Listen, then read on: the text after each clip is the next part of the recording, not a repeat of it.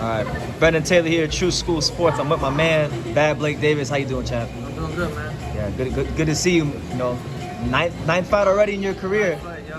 Yeah, been a long time coming. How you feeling overall? I feel good. You know, I didn't have to cut too much. My opponent came in overweight. You know, I feel good. You know, Yeah. just ready. This whole year, it really seems like you've been coming into your own. You've been getting a lot of like devastating knockouts. You're not gonna do his teeth out. Last fight, you put the guy out. How do you feel like you're developing? Well, I think getting dropped in my first fight back from COVID really kind of just woke me up. You know, really let me figure something out about myself. And I just been active, so I've been improving. You know, each fight I get better and better, and just looking to keep improving. That's the goal. Yeah. What do you feel has improved? My speed, my power, my timing, my footwork, and just every aspect of it. You know, just my IQ. You know, I just feel a lot more confident. I'm getting stronger. I'm faster, and I feel good. Yeah. How about like mentally? Because I know it takes a long time to get comfortable under the lights boxing. Like, how do you feel mentally? I've never really had a problem being under the lights. You know, my first pro fight, I sold 22,000 in tickets, and it was at the Hard Rock. So I've never really had a problem. I've always performed under the lights. That's kind of, you know, it's kind of how some fighters they look great in the gym, but they suck under the lights. You know, so I think the X factor is being able to perform under the lights, and I think I have that X factor. I've even told you that. I said, you know, Blake, you were kind of one of those fighters that I think was built to fight under the lights. Yeah. Maybe not in the gym, but definitely under the lights. Yeah. Yeah. Like, how far do you think you are from like maybe like stepping up? I know you gotta focus on it fight by fight, but like when do you think people will start stepping up? We'll see, man. You know, this will be my fourth fight in 5 months. I feel very, you know, very strong right now. I'm very on point. You know, I'm just very sharp, and you know, maybe I'll take a couple weeks or a couple months off after this one, you know, and then maybe take that step up. Yeah. So we'll see. You know. Are you still at light heavyweight or cruiserweight? What are you at? I'm like in between. You know, eventually when it matters, I'll go down to light heavy. But for right now, it doesn't seem worth it to get down there for these little bullshit fights. Yeah. You know? So we'll see. Yeah. I know you've been working with Jeff for a long time. Could you just talk about your relationship with Jeff Poritz, you know, your coach? Well, I've been with Jeff since, you know, my first amateur fight. So he's literally been in my corner for every single one of my fights. I just learned a lot off him. You know, we've had our ups and downs, you know, but everyone does, you know. It's kind of hard to just stick with the same person for a long time, but, you know, we've worked through everything, and, you know, we have a weird relationship, you know, but I think everyone kind of does when you're that close. Yeah. And I love Jeff to death, and he's a great trainer. You know, I would recommend him to train anybody. I think he's a perfect fit for me. I think we understand each other very well, and I think when it comes time to fight, I think he's the man I want there. That's there. Yeah. Like, how would you describe him in the corner, like, as a trainer? I think he's pretty on point with knowing what I feel and how I think, and there's a reason why he's still in my corner. Yeah. You know. Okay. I know, like one thing I like about you is you're very like patriotic, and I feel like a lot of fighters these days in America aren't the most patriotic. You feel like maybe you could be like the Kobe Covington of boxing? Yeah. No, I'm very patriotic. You know, I love our freedom, and I don't want to lose that. You know, it's kind of a touchy subject. Yeah, I know. You know, but yeah, you know, I'm just very patriotic. Absolutely. Which is kind of like frowned upon now for some reason, but kind of fucked up, you know. But that's communist views. Yeah. That's an interview for another day. Yeah, probably. That's a whole nother day. Yeah. Like with your career, like you as a fighter, people who've never seen Blake, I know you're still developing. We know you here in South Florida. I'm very familiar with you. I've been to a lot of your fights, but like people who are gonna start to learn about who you are in the coming years, like what do you think they could look forward to, like from Blake Davis?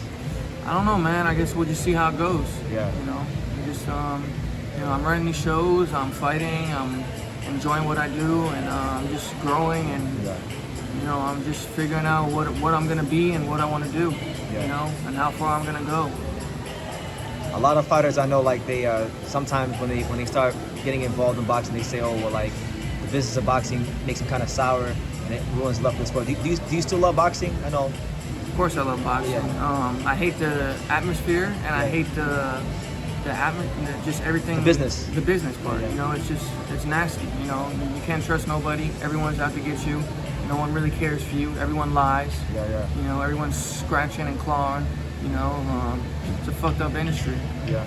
And it's kind of why I went my own path, and you know, just trying to stay in my own lane and not worry about nobody else.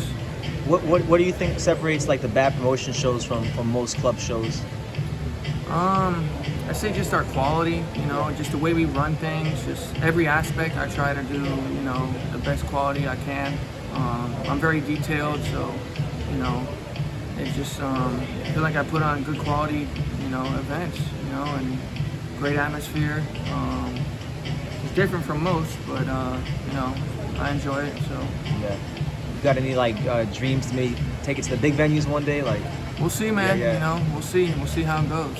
yeah. You know, like I said, it's a fucked up industry, man. Yeah. So it's hard just to make your money back. You know, people don't realize that. People see I'm doing shows and all this, they just think, oh, I'm making money, blah blah blah.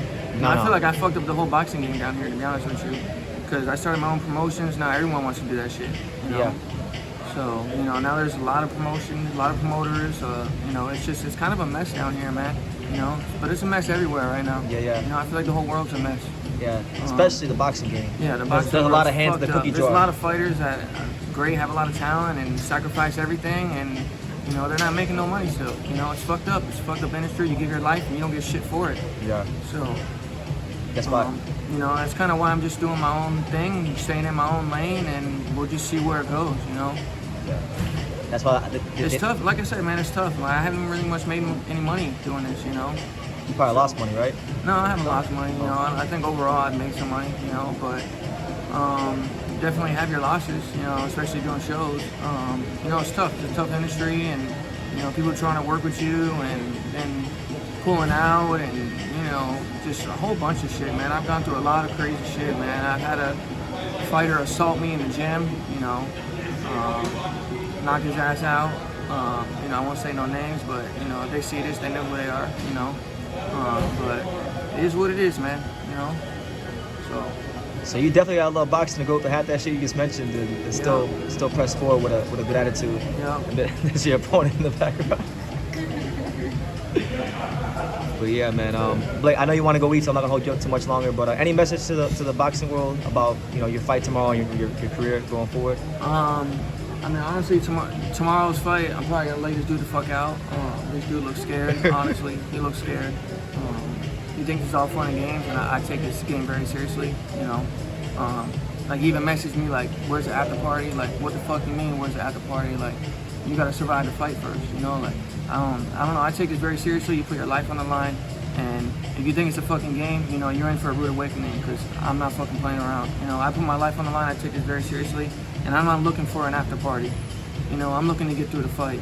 So that's all I care about, is going home safely to my family, you know? And I think that's what matters most. And people think this is a game, and it's not. You know, you don't play boxing. You know, people die. So it's very serious, and you know, I take it very serious, and that's why I'm always well prepared. Yeah. And that's why I always shine under the lights. Absolutely. It's life and death in there. Yes. Absolutely. Well, Bad Blake Davis, Cooper City's very own, South Florida's very own. Thank you for talking to True School Sports. Thank you, Brennan. Absolutely. Thank you, Blake.